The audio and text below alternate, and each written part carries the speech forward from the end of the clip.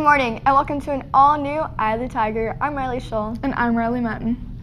Since the start of this year, all students except for seniors have new counselors as part of a district-wide initiative to better address the needs of students. Moving into the future, the counseling distribution will no longer be alphabetical. We go to Julie Nguyen with more. Thanks, guys. I'm here at the Health and Wellness Center. The counselor redistribution is the first step in an initiative towards student equity. Counselors will spend more time with students who need extra help and will be trained to work with students who have special needs. However, this means less time with the general student population. For instance, counselors will no longer be doing one-on-one freshman counseling.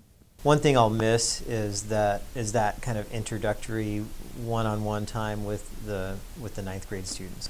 We're not doing that this year because the district is moving towards a focus on trying to kind of like utilize our time more efficiently and hit larger groups of students rather than focusing on individuals. Prior to the initiative, students were required to make an appointment with the Health and Wellness Center. With the transition, students can drop in at any time. Mental health associate Honey Mae Fuentes said that she believes that the new initiative will foster more personalized support. Kids come in when they just need that time to decompress or just have a safe space for someone to talk to, you know? So we're going down the pyramid and it's specific to the need of the population. So for the students here, is there a need for a, grief and loss group? The counselors received training from former Director of Counseling Processes at SDSU, Trish Hatch, who Superintendent Denise Herman said is helping RHS learn how to better support its students. So she's a big deal in that profession, and so we feel very fortunate that we were able to get a grant to partner with her and that she's been spending time with all of our counselors, helping them look at their current practices, helping them look at their calendars, helping them develop lessons, and she'll be doing that throughout this whole year too. Seniors still have counselors assigned to them by last name. Next year will be the first that all students have counselors assigned to them by this new system. Tomorrow, all students will report to their second period class for Roar to take a math survey. All common areas will be closed. Now we go to James Wadman for sports.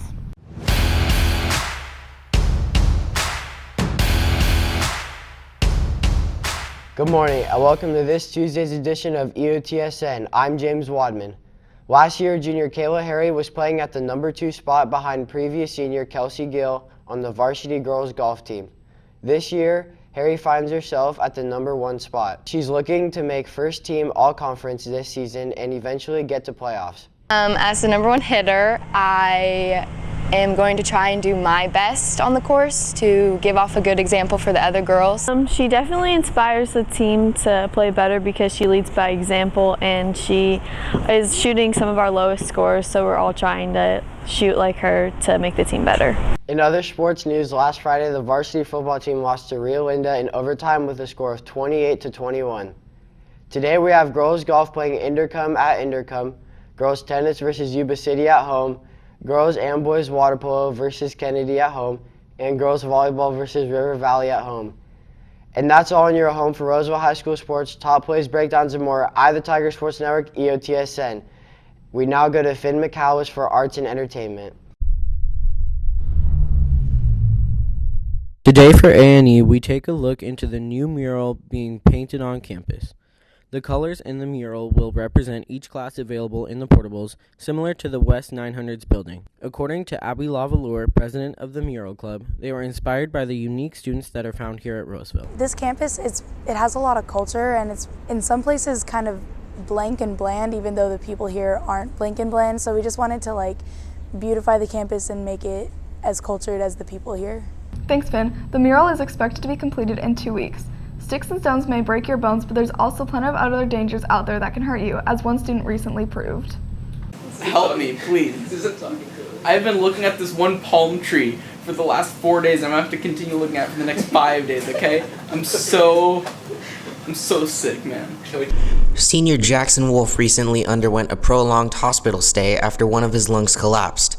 This was his second organ failure following the collapse of his first lung over the summer. Wolf now has to contend with the difficulties of a post-surgery life. I'm out of breath, I get winded very easily, meaning I can't go upstairs, so I'm using the elevators in the 900 buildings. And part of my recovery is I can't get into any pools or tubs at all for the next 2 months. Nathan Sangria visited Wolf during his healing process with gifts in tow, including a get well soon card. I took the card really, really well.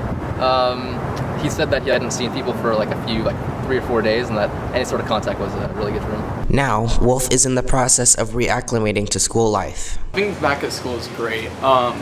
It was hard getting back to my classes. I missed all over a week of school. So I had a lot of makeup work to do, a lot of tests, a lot of quizzes. But it definitely felt back to be good with people I know and just not stuck in one room. Welcome back to school, Jack. That's it for us today on Eye of the Tiger. And remember, we're always on at eyeofthetigernews.com. See you next time.